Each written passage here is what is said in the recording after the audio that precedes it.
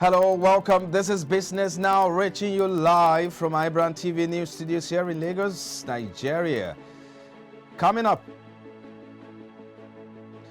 Nigeria's inflation rate hit 8-month high at 16.82%.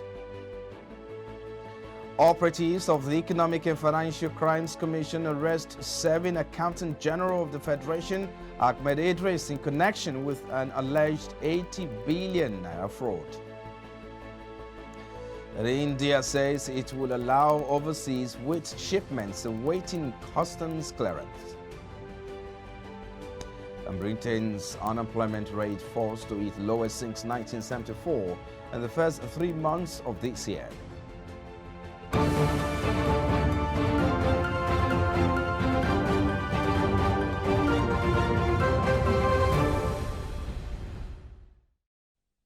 Thank you for joining us now. Here are some of the stories we're filing at this hour. I am Frank Komalape. Now, operatives of the Economic and Financial Crimes Commission, EFCC, have arrested the 7 Accountant General of the Federation, AHMED IDRIS, in connection with diversion of funds and money laundering activities to the tune of 80 billion naira. He was arrested on Monday in Kano State and was immediately moved to Abuja last night. EFCC spokesperson Wilson Ujarent confirmed the arrest in a statement. He said the funds were allegedly laundered through real estate investment in Kano and Abuja. According to him, the Commission's verified intelligence showed that the AGF raked off the funds through beggars consultancies and other illegal activities using proxies, family members, and close associates. According to sources, after progress was made in the investigation, Idris was summoned repeatedly by EFCC for interrogation, but he failed to honor the invitations. President Muhammadu Buhari appointed Idris as Accountant General of the Federation on June 25, 2015.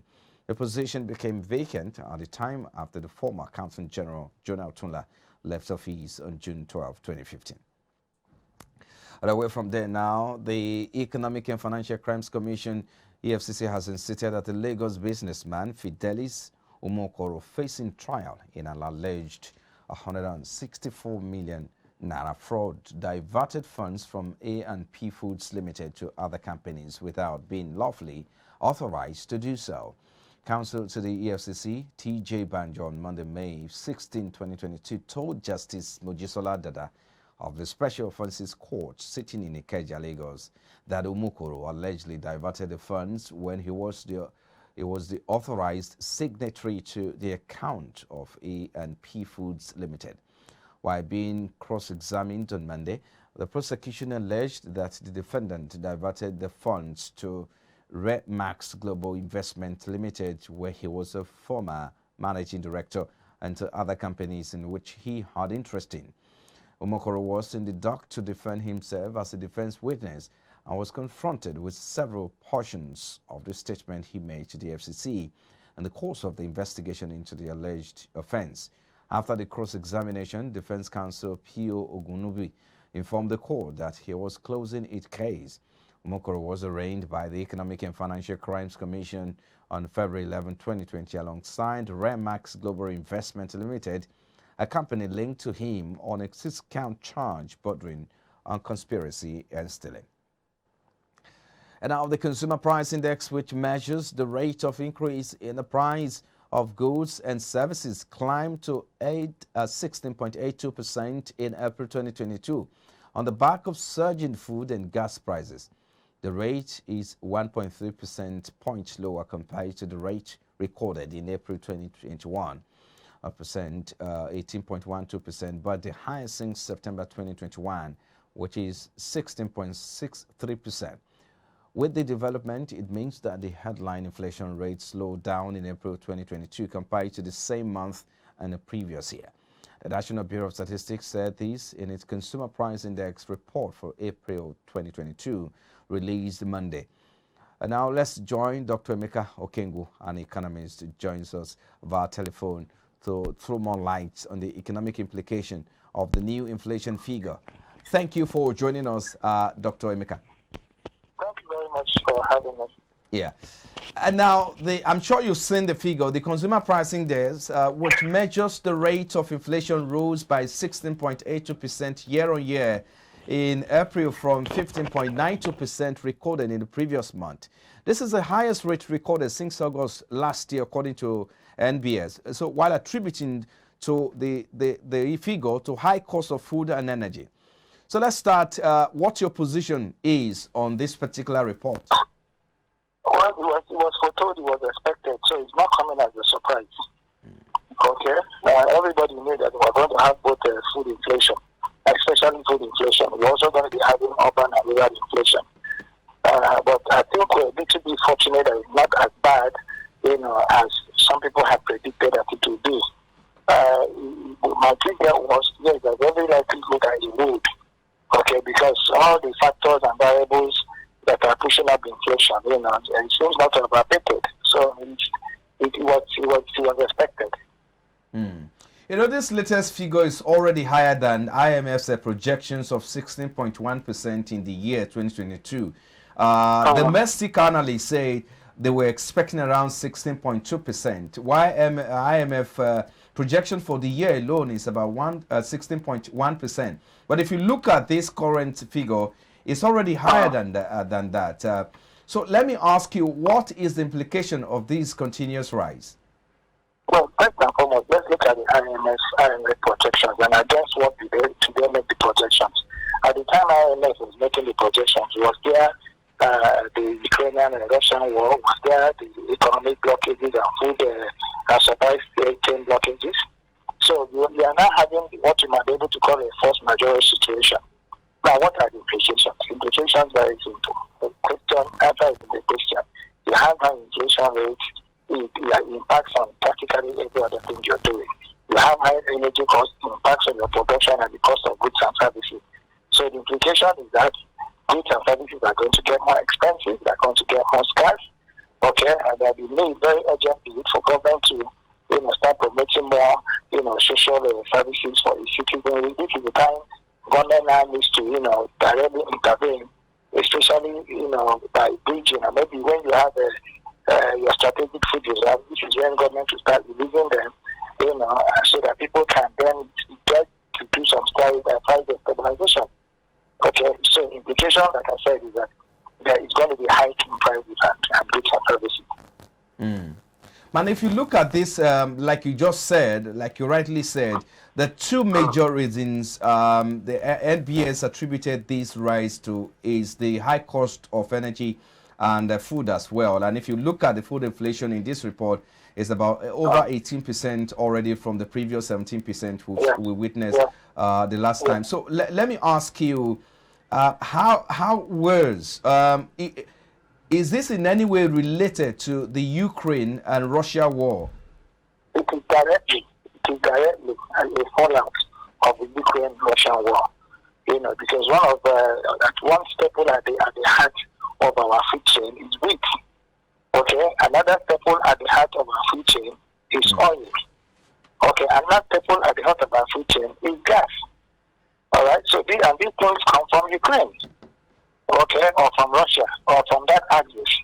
So it is a direct fallout. It's not even remotely related. It is a direct fallout of the Ukraine and Russian involvement. Let me also ask you, how do you think things we get in the coming days? The consumer price, talking about the buying power of average Nigeria, it's dropping. Earnings, it's not talking about income, it's not improving anytime soon. How worse do you think things will get? Well, no matter how worse it gets, human being by nature would always adjust. Okay, it's going to get bad. All right, it's going to really, really get bad. And I hope it doesn't get to that point of what you call the herd immunity. And this is where government must now begin to intervene. That's the point I was trying to make. And before it gets spirals out of control, this is why government keep a strategic reserve, and then they need to begin to now, release it to start stabilizing prices, and then probably start looking at ways that can be able to intervene, assist directly. We're going to be bad, yes. It's as bad as can be. And like you said, just opposing this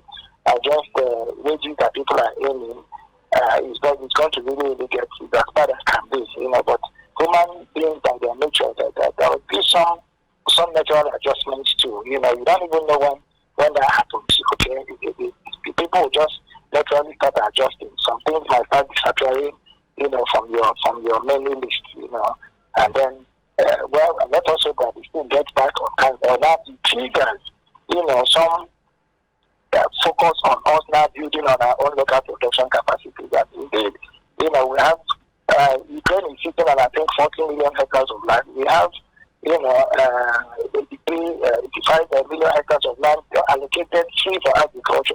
All right.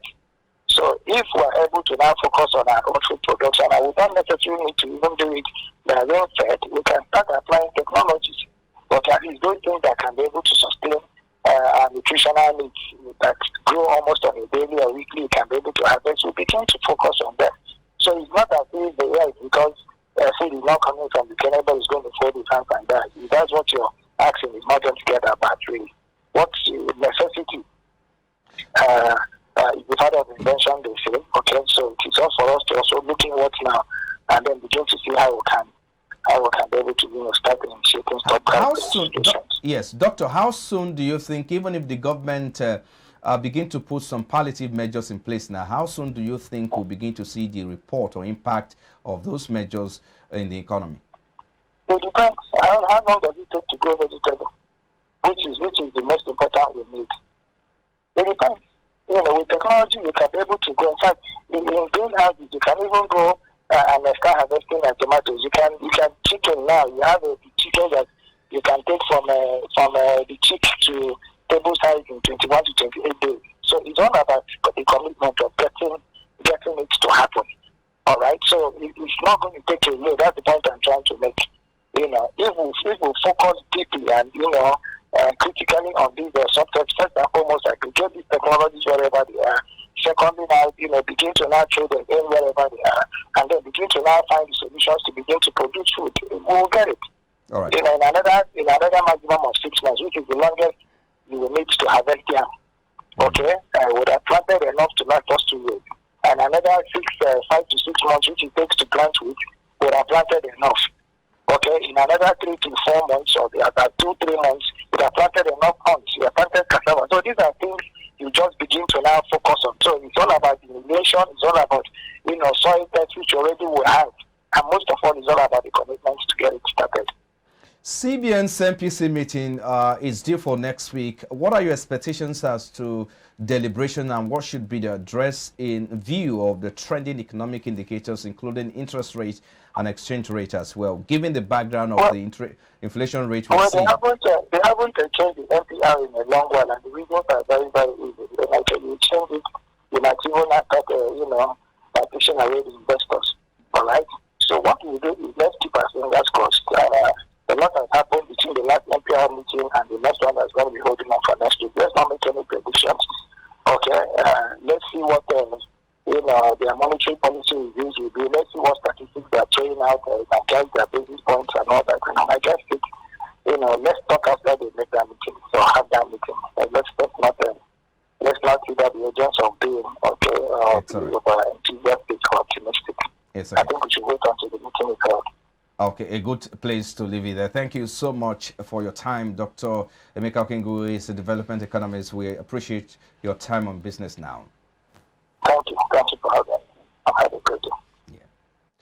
And to other stories now, the Nigerian Midstream and Downstream Petroleum Regulatory Authority has acknowledged the debts owed oil marketers, which the middlemen say is responsible for the current scarcity in Abuja and environs. However, the position of the marketers is in contrast to the view by the Nigerian National Petroleum Company, NNPC, which blamed the development on the last public holidays. For over 2 weeks, few queues had again returned in Abuja, with the attendant hardship and traffic snags slowing down commercial and social activities in the country's capital. Many roads within the city are now blocked as motorists struggle to get the product from the few filling stations that are open, as vehicular traffic stretches several kilometers as a result of the latest scarcity. The Independent Petroleum Marketers Association, IPMAN, had on Monday last week appealed to the authority to pay its members their breaching claims of 500 billion naira. In the meantime, despite its effort to leverage on the benefits of tax exemptions and concessions, the incentive has rather led to a huge revenue loss to Nigeria, the federal government said on Monday. The government said that although it was committed to reducing tax expenditure, the nation's current revenue to gross domestic product ratio of about 7% was poor and unsatisfactory. The Minister of Finance, Budget and National Planning, AHMED, represented by the Director of Technical Services in the Ministry, Fatima Hayatu, said this in Abuja during a workshop on tax expenditure organized by the ECOWAS Commission under the context of the implementation of the support program for tax transition in West Africa.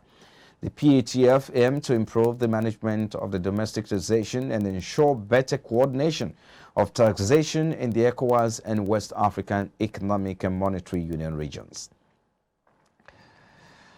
The federal government has introduced stricter regulations in the operation of casinos in Nigeria as part of its fresh move against money laundering. This is just as a new law recently passed by the National Assembly prohibits ownership and operation of shell accounts in the country. The President Muhammadu Buhari has on Thursday assented to the Money Laundering Prevention and Prohibition Bill 2022, the Terrorism Prevention and Prohibition Bill, and the Proceeds of Crime Recovery and Management Bill 2022. The Money Laundering Prevention and Prohibition Act established a special control unit against money laundering under the Economic and Financial Crimes Commission, which is to monitor financial transactions within and outside Nigeria. The Lagos Free Zone has signed a gas contract worth over 10 billion naira with Falcon Corporation and the Western and FHN Consortium. The Gas Infrastructure Development Agreement was signed in Lagos on Monday. The project allows the consortium of Falcon Corporation and the Western Midstream Limited and FHN Gas Limited to exclusively build, own, and operate a natural gas distribution infrastructure network within the Lagos Free Trade Zone.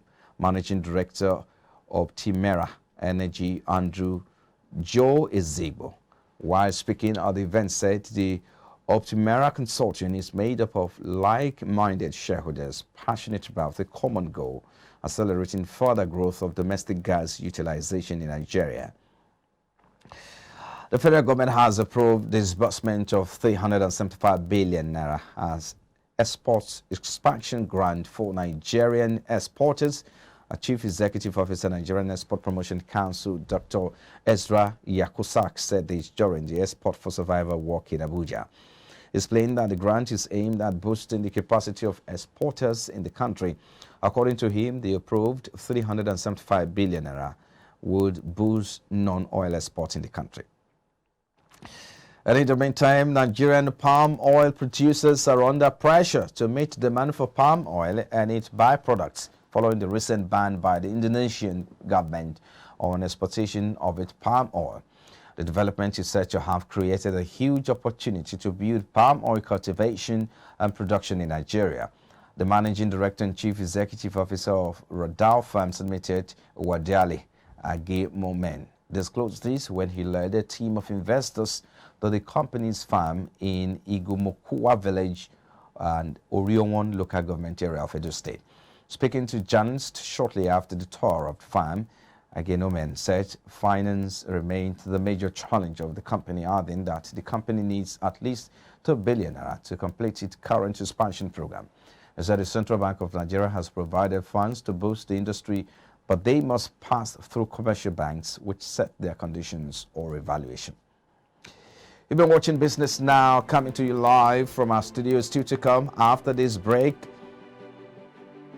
Elon Musk says his $44 billion deal to buy Twitter may be in jeopardy. We'll bring you details and more business stories after this break. Please stay with us.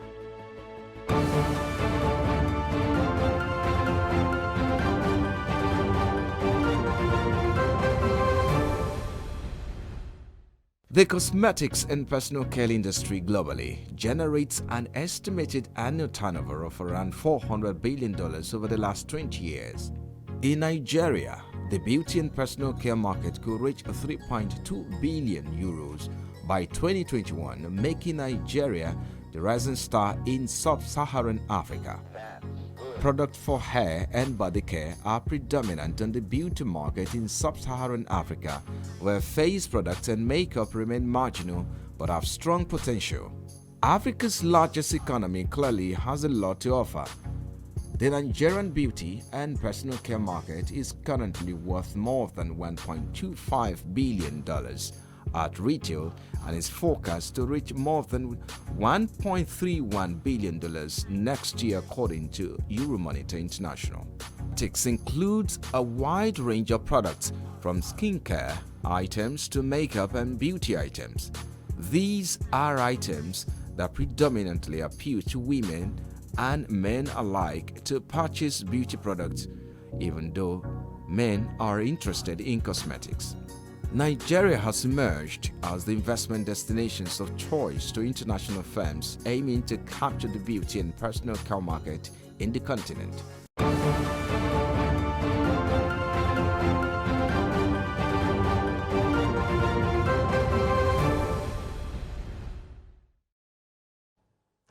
If you're just joining us, this is Business Now, reaching you live from IBrandTV News Studios here in Lagos, Nigeria's commercial capital.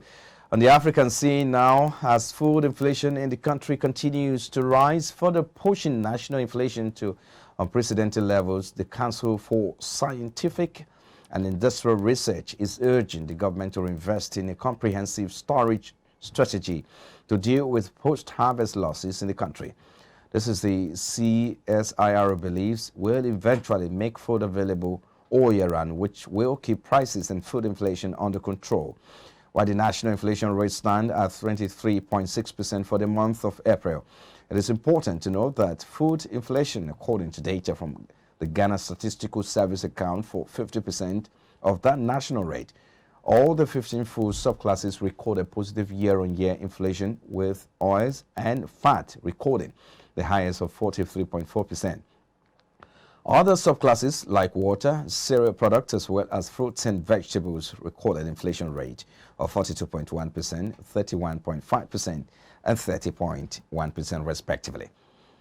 And now the rand fell to its lowest level in 6 months yesterday as risk of sentiment gripped markets on the back of global economic growth concerns and rotational power cuts in South Africa.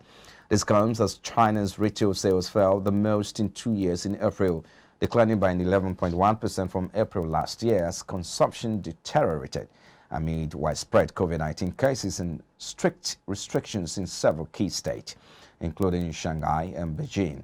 This development saw the rand weakening by near 1% to 16 rands 29 to the US dollar during early morning trade, the lowest since November 26 before paring losses to 16.18 against the dollar later in the day.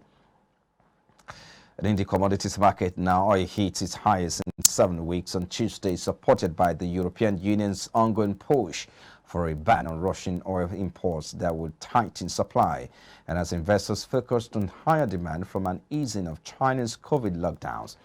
European Union foreign ministers failed on Monday in their effort to pressure Hungary to lift its veto on the proposed oil embargo. But some diplomats now point to a May 30 to 31 summit as the moment for agreements on a phased ban on Russian oil. Brent crude rose as high as $115.14, its highest since March 28, and in early trade, which was up 46 cents or about 0.4% to $114.70. U.S. West Texas Intermediate crude slid 20 cents or 26 cents or about 0.2% to $113.94 respectively. And now India will allow overseas wheat shipments awaiting customs clearance, the government said on Tuesday, introducing some relaxation in export after it banned overseas sales of the staple on Saturday. The government said in a statement it has been decided that wherever wheat consignment have been handed over to customs for examination and have been registered into the customs systems either on May or earlier would be allowed to be shipped out. The government said India banned wheat export on Saturday, just days after saying it was targeting record shipments of 10 million tons this year as a scorching heat wave curtailed output and domestic prices hit a record high. Now, the Russian ruble weakened on Tuesday, stepping away from near 5-year highs against the euro after the central bank eased some capital controls that were the main driver of its strength in the past few weeks. The ruble has become the world's best performing currency this year despite the full-scale economic crisis, although this is because of artificial support from controls that Russia imposed to shield its financial sector in late February after it sent tens of thousands of troops into Ukraine. The ruble was 0.7% earlier in trade, weaker at 63.89 against the dollar, moving away from the 62.6 level reached on Friday, its strongest since early February 2020. Against the euro, the ruble fell 1.1% to 66.50, hovering near its strongest level since mid-2017 of 64.9 that it touched last week. And now Elon Musk says his $44 billion deal to buy Twitter may be in jeopardy due to a disagreement over the number of fake accounts on the social media platform. Musk tweeted that the deal cannot move forward unless Twitter backs up its claims that less than 5% of accounts are fake or spam accounts. Twitter's boss has hit back at claims that the figure may be inaccurate. Analysts have speculated that Musk may be looking for ways to renegotiate the price of the deal or walk away. And in the meantime, Britain's unemployment rate fell to its lowest since 1974 in the first 3 months of this year, but soaring inflation led to the biggest annual fall in real earnings for most workers since 2013, officials' figures showed on Tuesday. The jobless rate dropped to 3.7% from 3.8% below forecast in report for it to hold steady, and the number of people out of work was less than job vacancies on offer for the first time on record. Consumer price inflation was 7% in March, and official figures due on Wednesday are expected to show it hit 9.1% in April, when 54% rise in energy tariffs took effect. If you're watching Business Now, after the break, we'll join our correspondent, or will I say our anchor now, Perpetua Fasumi Peter, with the rest of the news. Please stay with us.